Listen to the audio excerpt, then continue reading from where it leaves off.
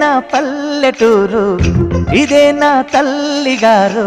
మా ఊరి పాడి పంట రాములోరి దీవెనంట. తల్లి గోదావరి నీళ్ళు కడిగే సీతమ్మ పాదాలు. ఊరంతా హాయ్ హాయ్ హాయ్, మనసంతా హాయ్ హాయ్ హాయ్. ఇదే నా పల్లెటూరు, ఇదే నా తల్లిగారు.